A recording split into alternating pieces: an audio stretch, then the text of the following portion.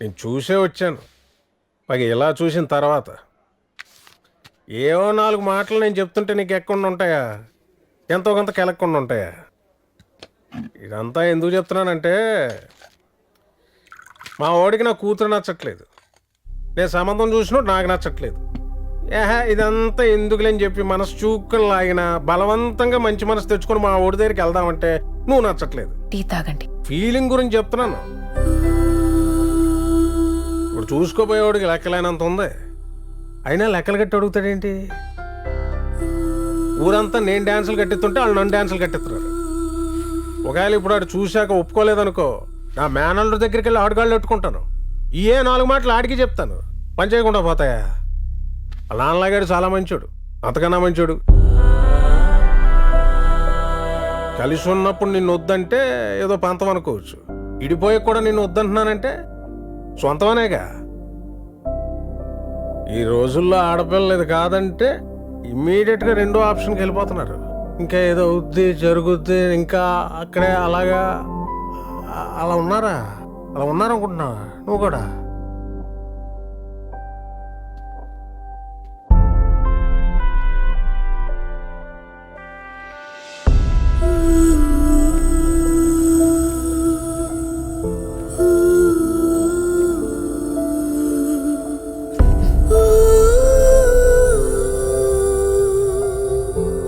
నేను లేకపోతే నీకు ఊసిపోతుందా?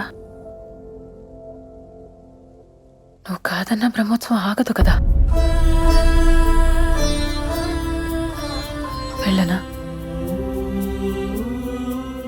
వెళ్ళాలి కదా మరి.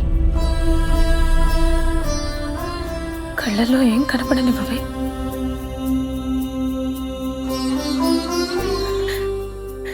నువ్వు అలా చూడకురా బాబు.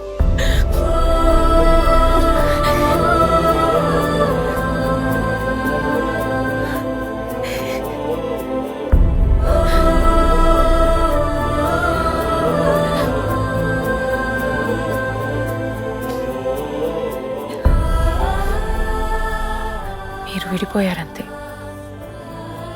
ఇంకా దూరం కాలేదు.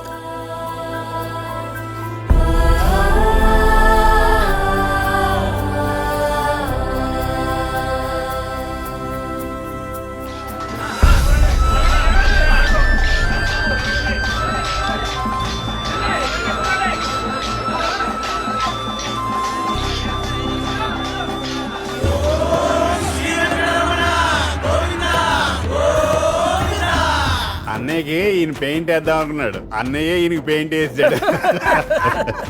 అయినా మంచి సంబంధం కుదిర్చాడు. బుద్ధి మంచిది కాకపోయినా రే ఇంటాడే అర్థం అవ్వలే.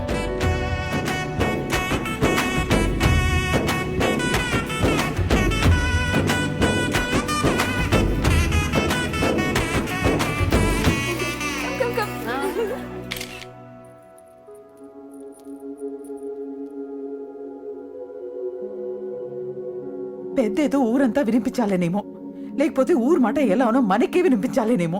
వీడి హడావిడి వీడు. ఎక్కడి నుంచి వచ్చిన వాళ్ళు వీళ్ళంతా ఒక్క మూల కూడా ఎవరు పని చేయరు.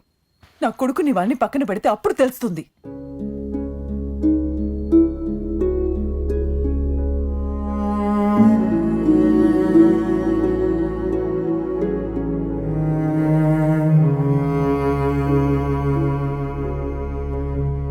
అందరు పెళ్లి దగ్గరే ఉన్నారమ్మా. మన ఇద్దరం ఇక్కడ ఉన్నాం ఒంటరిగా. కన్నాన్ని ఇచ్చిన ధర్మం ఉంది కదమ్మా, అది చాలు మనకి. అమ్మా పెళ్ళికి వెళ్దామమ్మా. ఏం అమ్మా చెప్తున్నా? నువ్వు వస్తున్నట్టే మనం వెళ్తున్నట్టే.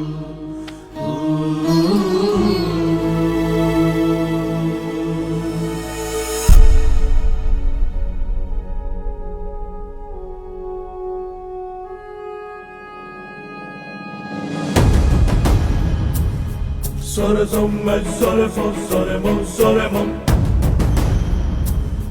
Sorezom, sorezom, sorezom. Sorezom, sorezom, sorezom, sorezom.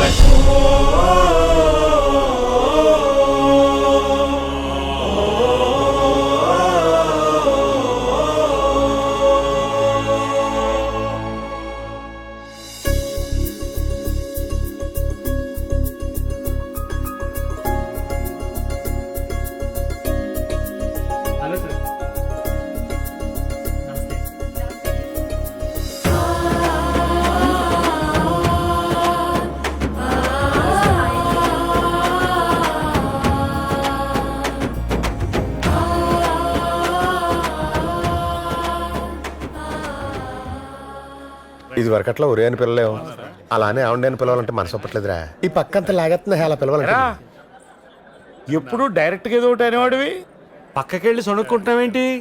మొత్తానికి బాగానే నిలబడిపోయారా ఎవరైనా లెంపగా కొడితే బొక్కిచ్చాడు తప్ప మాకు రాలేదురా బాబు తెలియదు నిన్ను బాగానే లాక్కొచ్చారు మొత్తం మీద ఈ పెళ్ళి లెక్క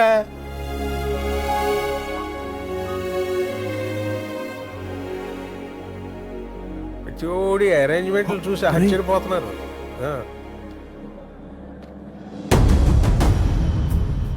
Sore somme, sore fo, sore mo, sore fo. Sore somme, sore somme, sore అక్క sore somme, sore somme.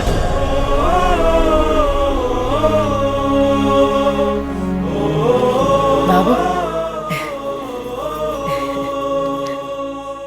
ఎవరి పెళ్ళో తెలీదు, నువ్వు పిలిచావని వచ్చాం.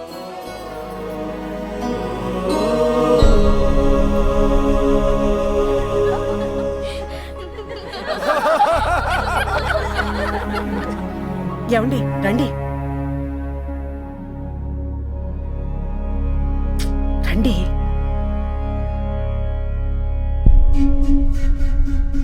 ఓహో రేయ్,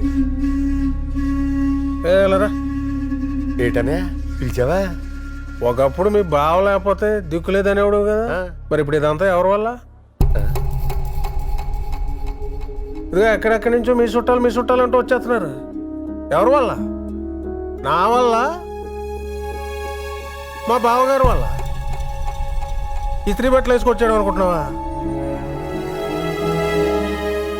రమ్మంటే రారంటి పెద్ద, ఇందాకటి నుంచి చూస్తున్నాను. ఏమిటి మీ ఇష్టం వచ్చినట్టు? ఈ రోజు మనం ఇలా ఉన్నామంటే అది ఆయన వల్లే. ఆ విషయం మీరు ఒప్పుకుంటారా? అందరి ముందు తల ఉంచుకుని ఇదంతా మా బావగారిదే అని చెప్పగలరా? వాడు చెప్తాడు. పిలవపైన వచ్చాడు మా మేనల్లుడు. పెద్దరికం కోసమైనా ఇదంతా మా మావిదేనని అందరి ముందు తల ఉంచుకుని వాడు చెప్పగలడు. మీరు చెప్పగలరా? చెప్పలేరు, ఎందుకంటే మీకు దమ్ము లేదు. ఎవరైనా ఏదో తలదించుకోలేతే 30 ఏళ్ల క్రితం ఎవరిని అడిగామా? ఎవరిని ఉన్నామా? మావయ్య నానే కదా మొత్తం అందరిని కలిసి మోసింది. చిన్నప్పుడు ఏం తెలియని వయసులో సైకిల్ మీద కూర్చోబెట్టుకుని వీళ్ళిద్దరు చీకట్లో పాటలు పాడుతూ తీసుకెళ్తుంటే అది చీకటనే తెలియలేదు. భయాలు బెంగలు అప్పుడే పోయాయి. పెద్దగా ఆలోచించడం ఆ రోజే మానేశాను. ఆ రోజు నుంచి ఈ రోజు వరకు ఎన్ని చూసుంటారు వీళ్ళిద్దరు. మనకేమైనా సమస్య వస్తే ఎవరికి ఎటువంటి ఆలోచన రాకూడదని ఎప్పుడు ఏదో పండగని ఏదోటని అందరినీ అందులో భాగం చేసుకుంటూ వచ్చాడు మా నాన్న. అప్పుడు అందరితో ఆడటం పాడటం తప్ప ఇది ఎందుకు అని తెలిసేది కాదు. నాన్నకు తెలిసేమో మనకేమీ చేత కానప్పుడు అమాయకంగా ఉంటేనే భగవంతుడు చూసుకుంటాడని.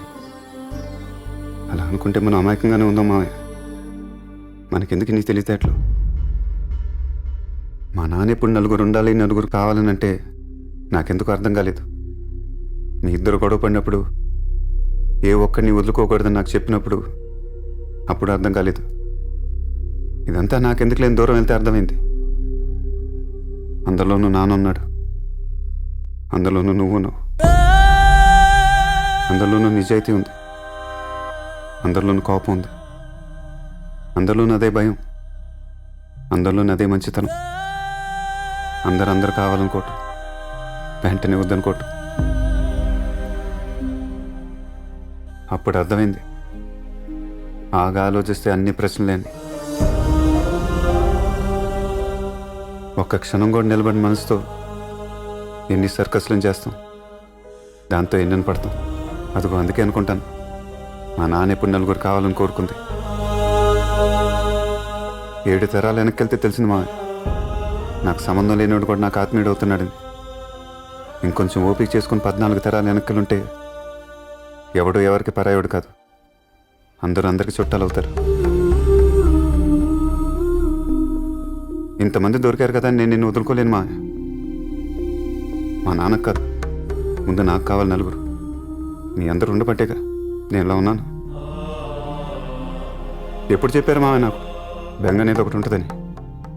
అది రేపొద్దు నా పిల్లలకి వద్దా, ఆ పిల్లలకి వద్దా? మావయ్య రేపు నీదయ్యే ప్రపంచంలో నువ్వు నీ తమ్ముళ్ళు పంచుకునే ఆనందంలో నాకు మా అమ్మ కొంచెం భాగమిస్తామా? నేను మా అమ్మ నీతో ఉండొచ్చా? చెప్పమా, మేము ఉండొచ్చా నీతోటి?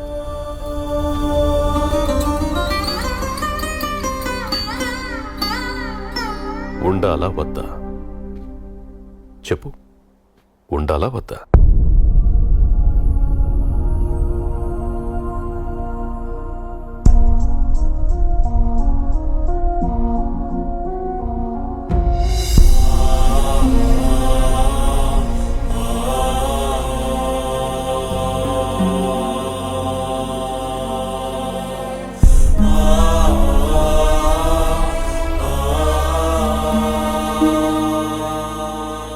మా మామయ్య మేము విడిపోయాం అంతే, దూరం అవ్వలేదు.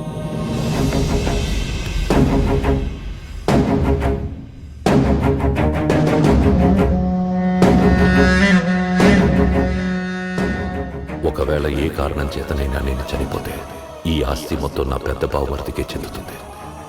ఎందుకంటే నా కష్టంలోనూ సుఖంలోనూ నా ప్రతి అడుగులోనూ వాడే ఉన్నాడు.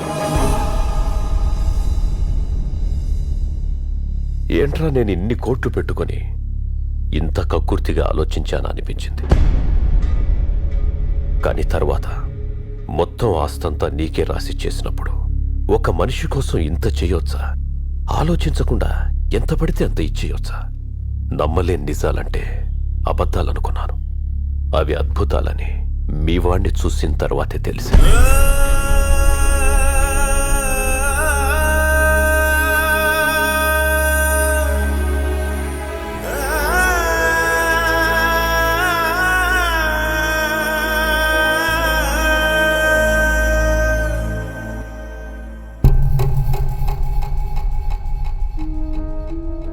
ఒకప్పుడు ఫ్యాక్టరీ అమ్ముదామని ఆలోచన వచ్చినప్పుడు నిజంగా అమ్ముదామని కాదరా. ఒకవేళ పొరపాటున మీ నాన్న ఒప్పుకొని ఉంటే ఇంకా అప్పటి నుంచి మీ నాన్న పేరు ఉండదు కదా, అంతే ఆలోచించాను. ప్రతిసారి ఏవో ఆలోచనలు, అట్లాంటి ఆలోచనలు వచ్చినప్పుడల్లా నన్ను ఎట్టుకెళ్ళి 10 మందిలో పడేసేవారు నువ్వు మీ నాన్న.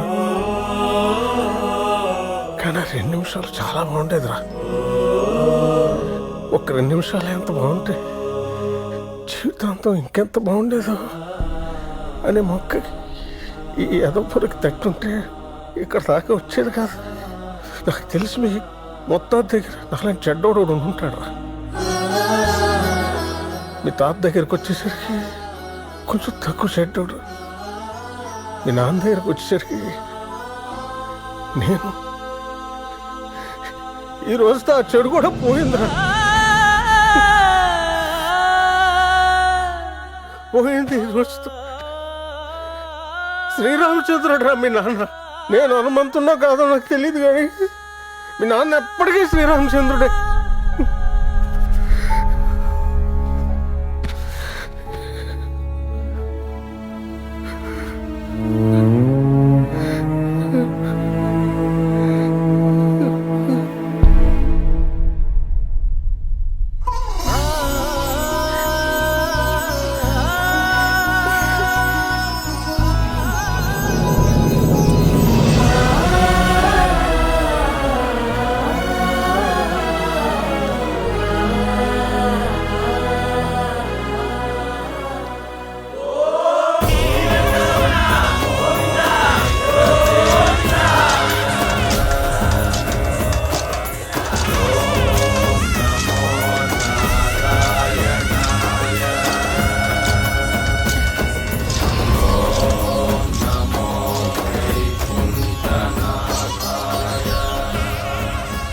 ఏమా, అప్పుడు పెళ్లి చేసుకుని వచ్చేస్తా అన్నావు, మళ్ళీ కనిపించలేదు. ఏమయ్యా?